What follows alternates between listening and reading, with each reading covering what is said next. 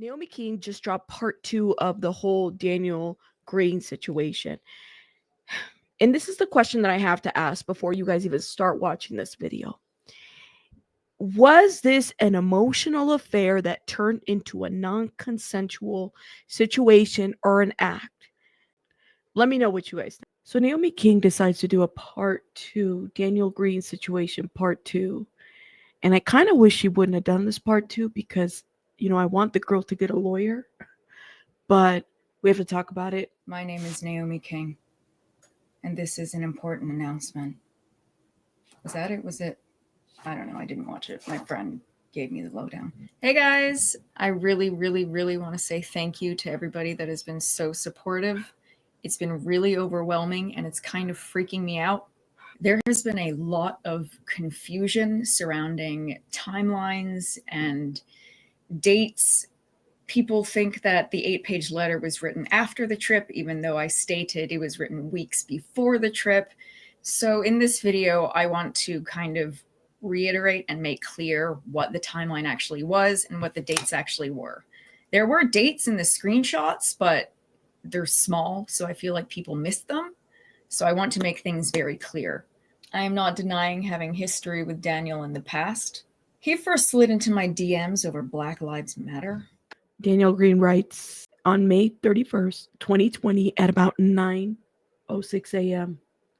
I keep seeing this and makes me so angry. People of color have peacefully protested for generation. Hell yes, they are justified in what they're doing today. Fucking racist boomers couldn't even stay inside for a pandemic. Now they want murder to go unpunished. Sorry to weirdly vent. Just thank you for sharing that. It needs to be said loudly. And then she responds, people see what they want to see and will ignore everything else. I was about to say it's frustrating, but it's deadly. So many lives lost. Venting is welcome. I keep trying to think of a way to talk about this without going AWOL, but I might just allow myself to go AWOL. Even wrote a couple of songs about the dude in the past. She wrote songs about him, or he wrote songs. I think she meant that she wrote songs about him. But these were from long before we hung out in Vegas. Oh, she wrote songs about him? So one of the songs is called "Cause I Can't Have You." Did I fuck you? Did I fuck up pushing you away? Other song was "Your Girlfriend." We knew each other long before she did. This is just the first verse. Maybe one day. I guess we passed our moment. So she wrote these songs to him. I'm sorry. I have to clear this up so that I'm understanding the basis of this. And then there's more messages. Want to be best friends? This is May 31st on 2021. So this is a year later after the first message. She responds, I thought we already were. Prove it. Tell me all your deepest, darkest secrets.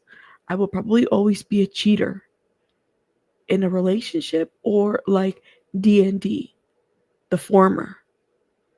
Is that because you'd prefer polyamorous and end up stuck in a monogamous relationship, or because you like the actual thrill of doing what you're not supposed to do and would rather be in a relationship in which you're not supposed to cheat and cheat?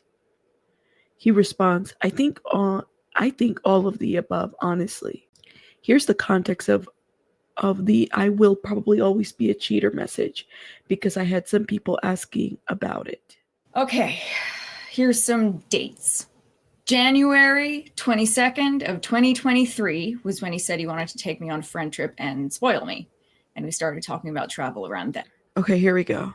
I was thinking about your book today. You do sexual tension very well. This is him writing to her. Or not, Vegas. I want to take you on a friend's trip and spoil you. So it's the January 22nd, 2023. She responds, I thought you were busy till May. More messages. January 23, 2023. March is looking like it has openings. She responds back on the 24th of January. I take everything you say with a grain of salt. Ouch. He responds. The response continues. You cannot be surprised. Like, fuck yeah, let's travel. But we both know you'll cancel. Even booking flights doesn't mean anything. Then.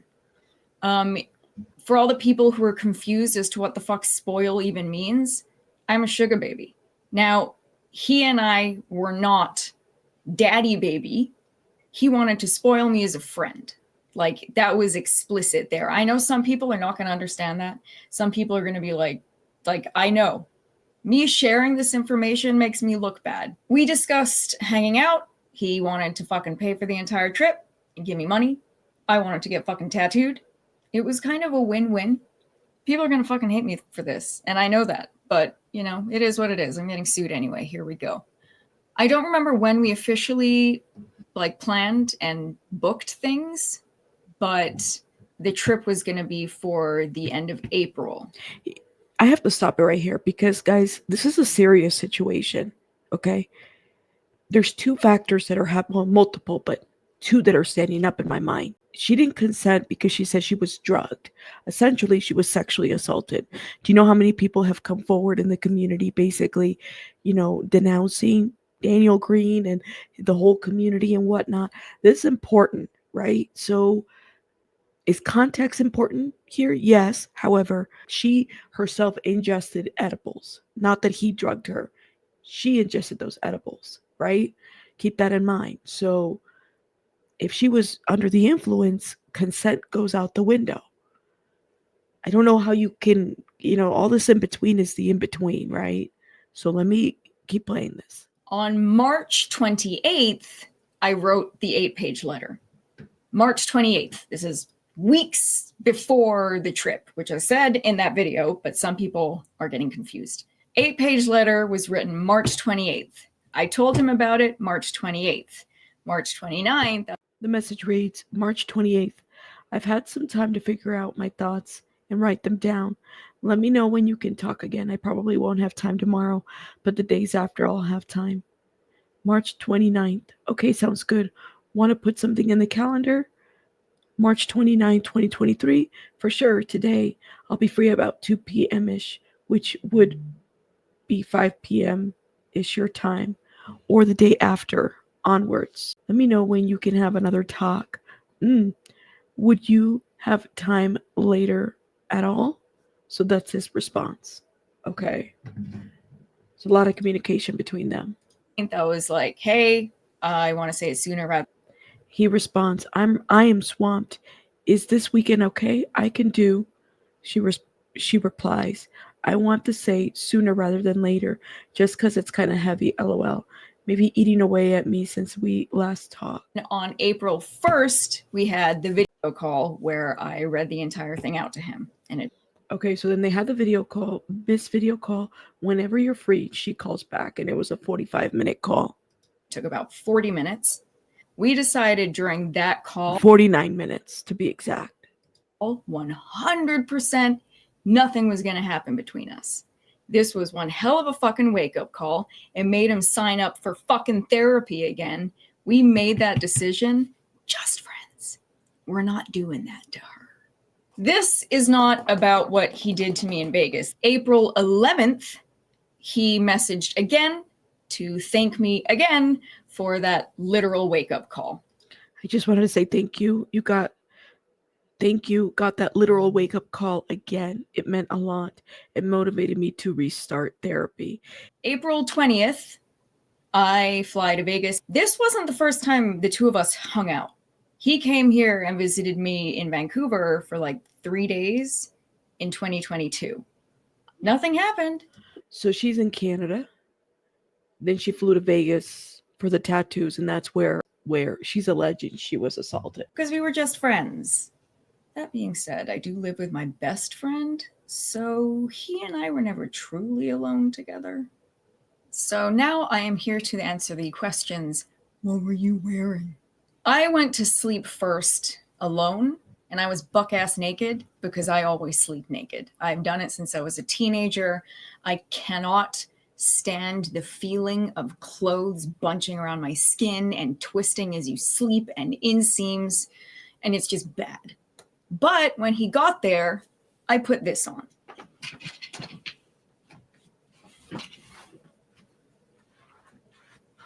This was how I let him in, very groggy. I remember one of the first things he said upon seeing me was he commented on how high I looked. So I said, "You want to catch up?" He took half a bite of one, which would have been 10 milligrams, but that takes about an hour to kick in. So when he did what he did, he was still sober.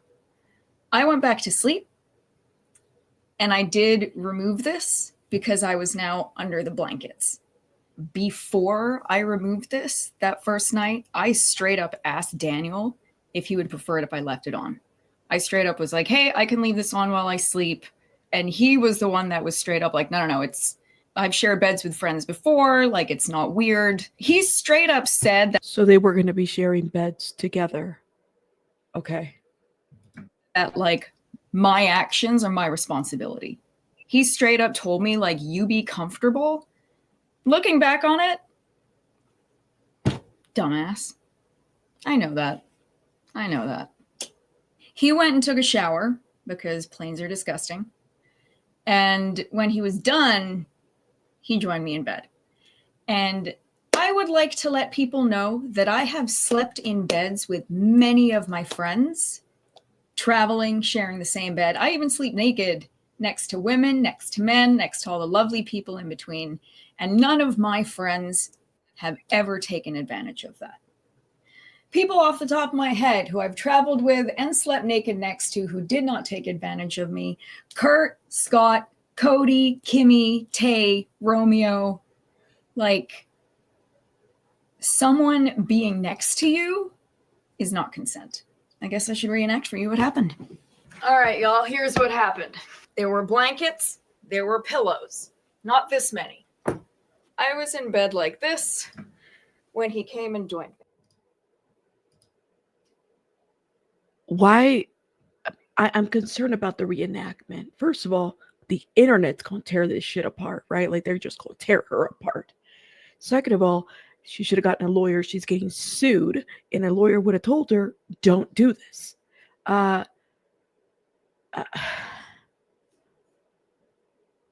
can't be the only one that feels this way. Like, no, this video should be put away. But it's out there. It's been out there for a couple hours. So we're just giving commentary to a lot of this because I'm concerned. I really am. Overall, for this situation, for her, this can't be good later on for her, because people are going to. I am going to reenact for you what he did and God. how he moaned. Both incidents. Night one, what he moaned on loop while jerking himself off was this. On night one, he came all over my buttock.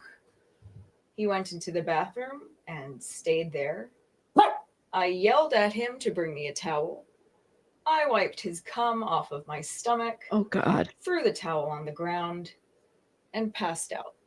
The following morning, Daniel informed me that he spent the entire night crying and puking,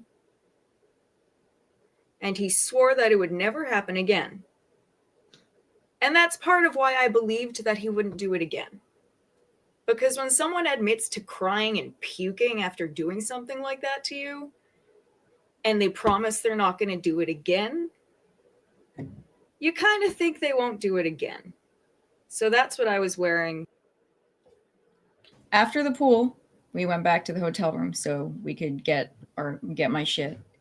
Because not only did I have to like change and stuff, but for buttock ceremonies, you need like an offering, and I needed to go get my food and stuff that I had. And this is the tattoo that she was getting on her stomach, by the way. This is what she's referring to. There. And then he started pressuring me into the shit that he promised wouldn't happen. And I repeatedly told him, "Daniel, we just talked about this. We said we weren't going to do this.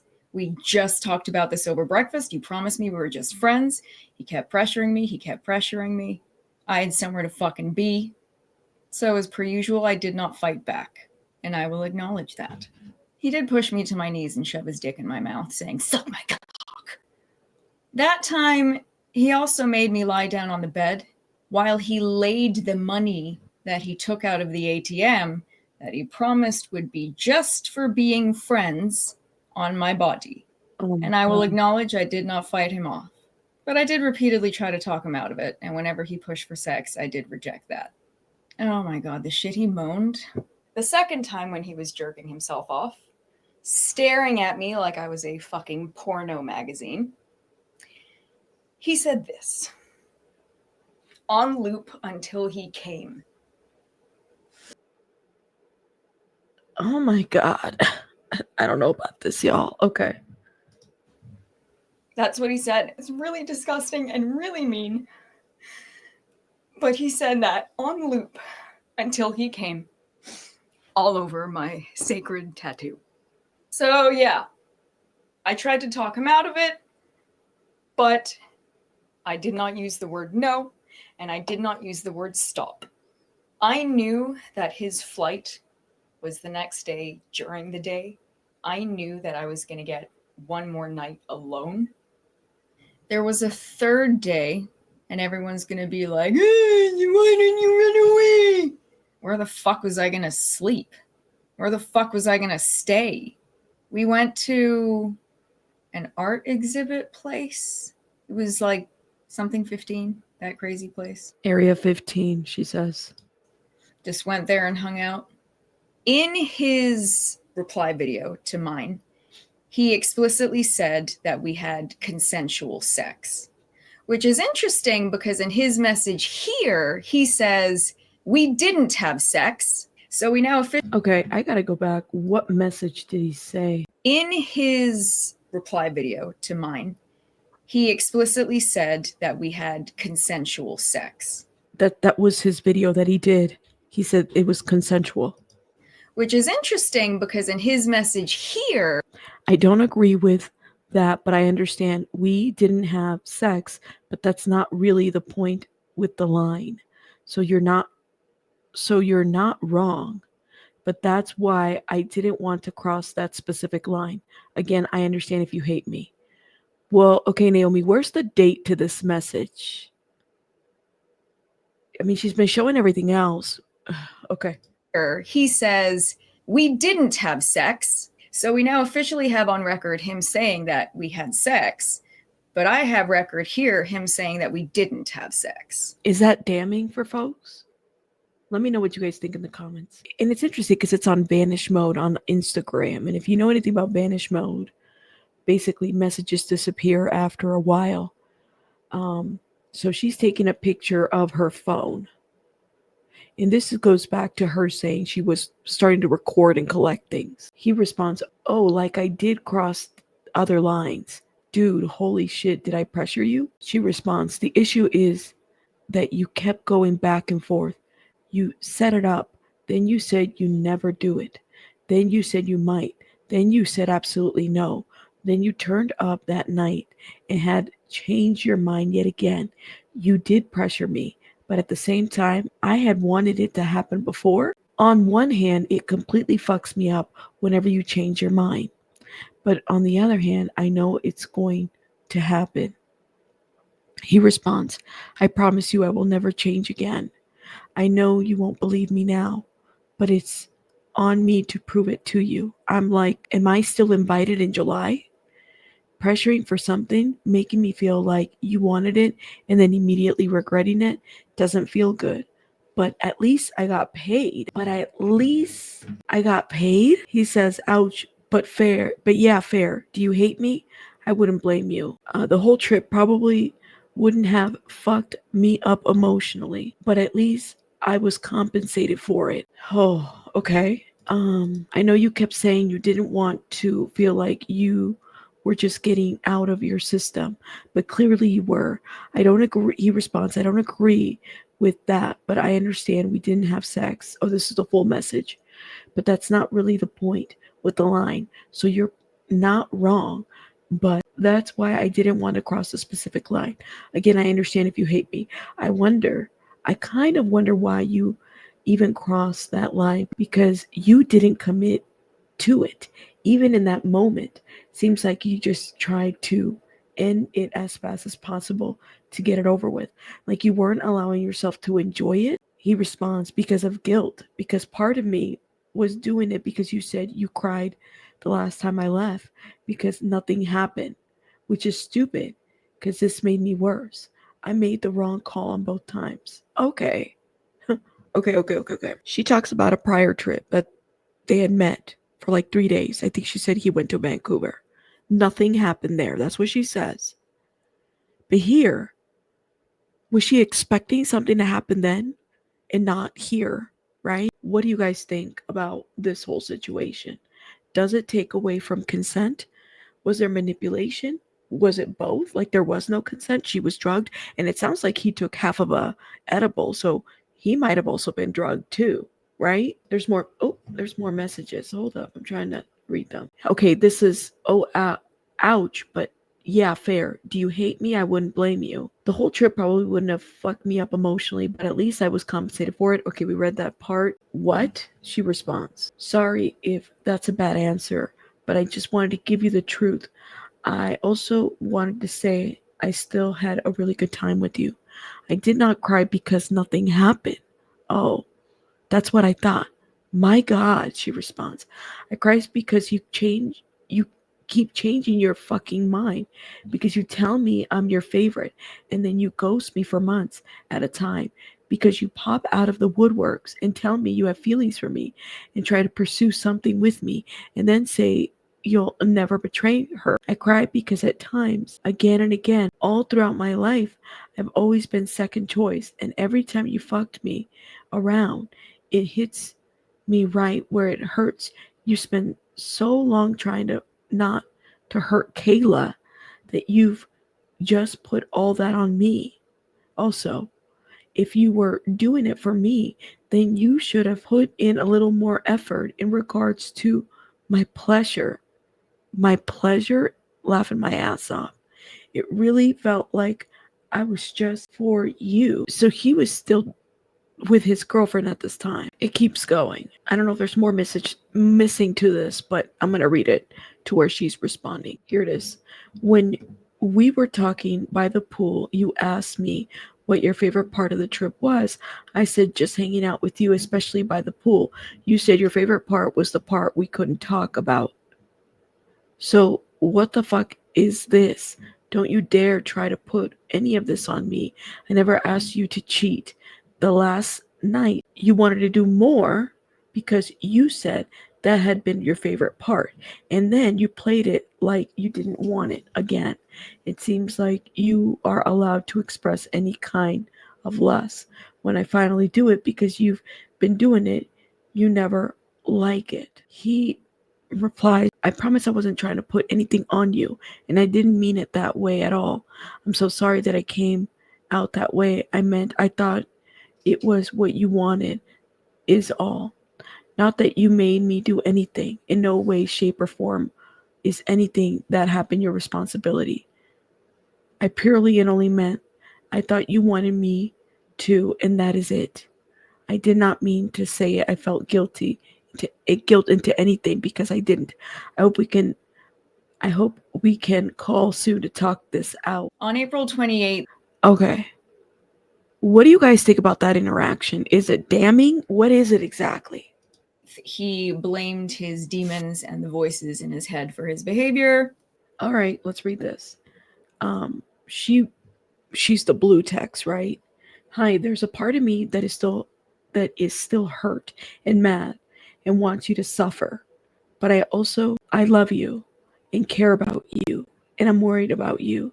You're going through a lot right now and I've been thinking about you. I hope things are going okay over there. He responds on the 28th of April, 2023. I'm trying to fix myself. I'm trying to not be the person that the voices in my head tell me I am. Part of that is stopping with the lies.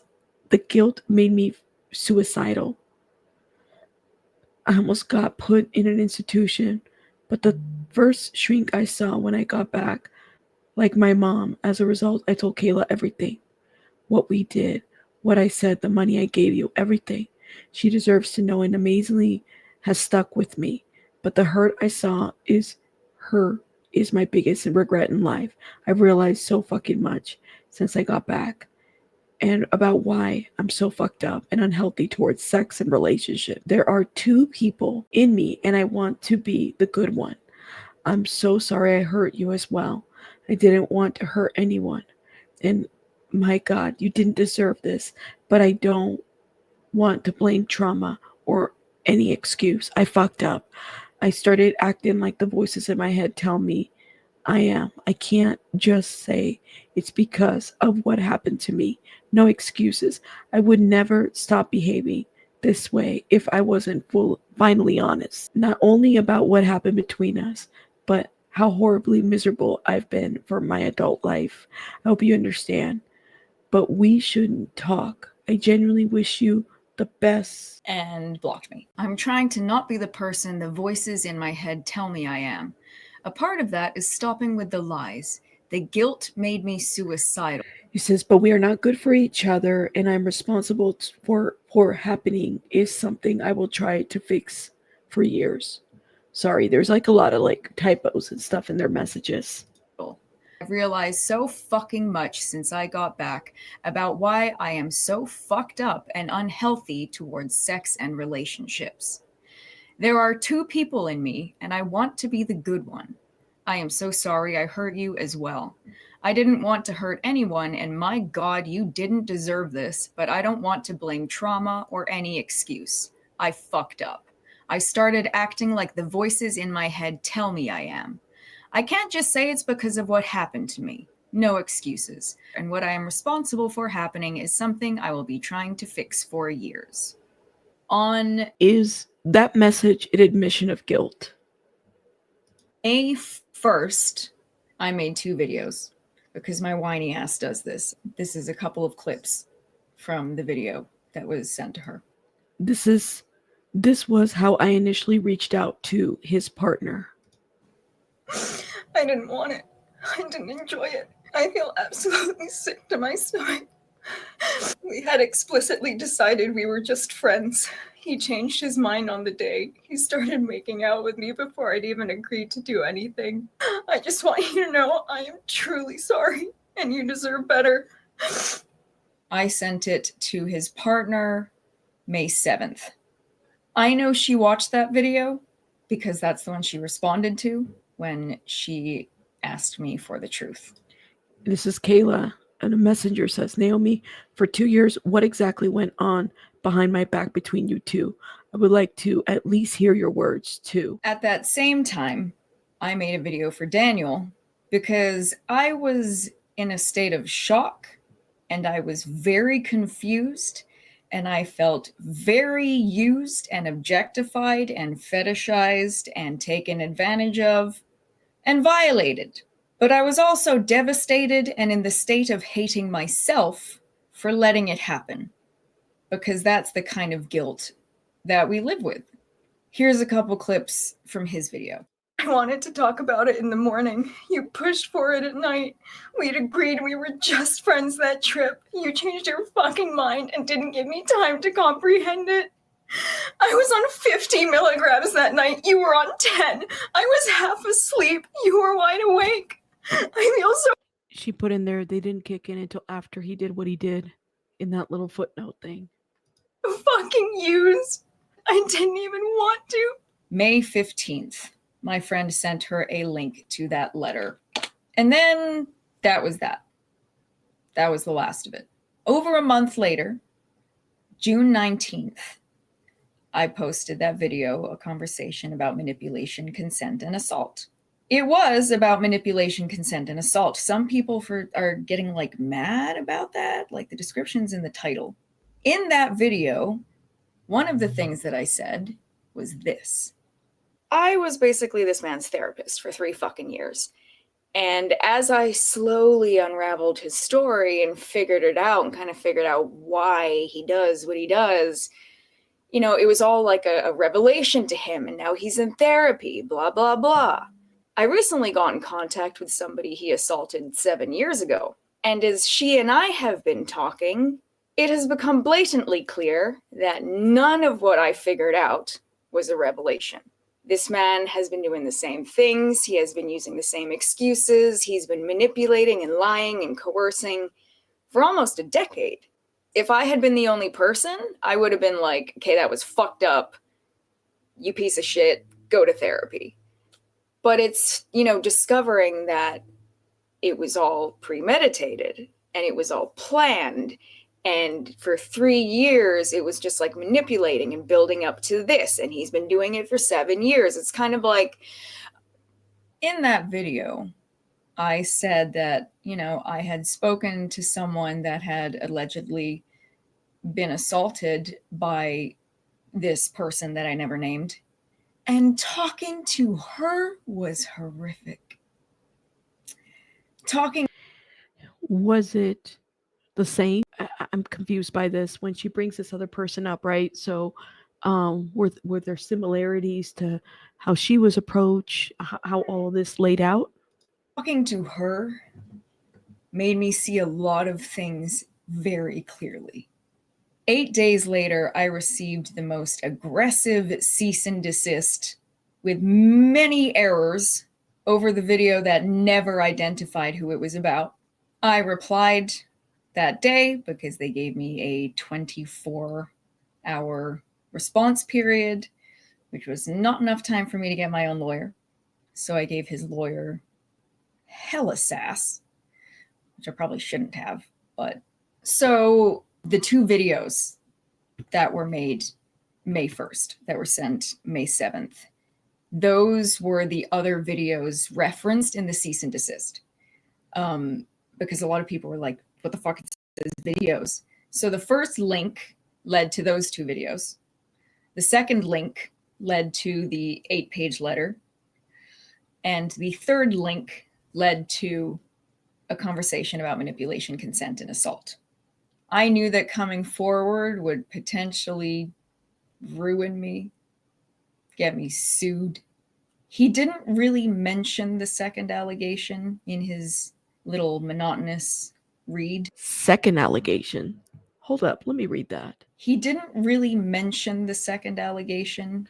Daniel Greene is a rapist. He raped me in the summer of 2016. He's a YouTuber now with hundreds and thousands of followers. Please do not follow him. He uses social justice issues for his own gain. As a white, straight man, he did many things to me without my consent, and then he raped me and left me to leave his father's house bleeding. Fuck you, Daniel. Fuck you, fuck you, fuck you. Feel free to reblog, honestly. I don't care anymore. I can't handle this holding this within. Where was this at? Where was this posted? And who's this person that made the allegation? Oh my God. In his little monotonous read. He's still And what was the date that was posted, more importantly? Trying to sweep that one under the rug. So he is going to focus all of his energy on trying to ruin me as much as he can on his way out. And he's going to be able to. I will acknowledge that I did not fight him off. And I did continue to hang out with him afterwards because I was in a state of shock. And I fawn, which I hate. I feel like I had to say something. Genuinely, I don't want anyone else getting hurt. And I am willing to be publicly crucified for it. He can afford the best lawyers. Somebody informed me he hired a global crisis PR manager. Like, I'm going to end up bankrupt, I'm telling you right now. Somebody said, well, at least you got paid, right? Naomi, I believe that you did not consent to the sexual advances during the trip, but it has traumatized you to this day. I'm genuinely sorry that you're dealing with this pain. I also believe, though, through evidence and context you provided, that you put yourself in the edging, in this edging. Will we, won't we situation. Will we, won't we situation. Your behavior around your best friend, who has a partner, who has admitted he is willing and an excited cheater, is frankly immature. Having been in a similar situation myself and having reckoned with it for many years, at some point you have to take some personal accountability for participating in a dangerous and self-sabotaging behavior. I'm married in a loving relationship, and the way you describe acting and messaging with Daniel behind Kayla's back is absolutely horrible and not girl code. You are not responsible for being essayed, and Daniel is disgusting and repugnant for his behavior. You're responsible for going on a paid spoiled trip with the known cheater, potential rapist, someone you just had to do an emotional 8-page letter to about the cheater, the cheating and toxic behavior that you originally wrote love songs about, and then you frequently texted about being together or hinting that while he is in an active relationship that you previously hinted about and had to convince not to cheat with. Like, girl, what are we doing here? These songs threw me out. First of all, like the assaulting part, there's a lot of gray in here, right? One thing she's not talking about in the second part is filing the police report, which I think should bring some validity. What happened? What did law enforcement say? What she said she filed one in the first video. I don't want to put words in her mouth, right? What happened? Guys, let me know what you guys think in the comments about this whole situation. I've been following it, just giving my thoughts and commentary to it. I'm just so, I don't know. I'm still processing this and might do a third video to process this more. The first video is in the description box. I'll see you guys later. Bye, guys.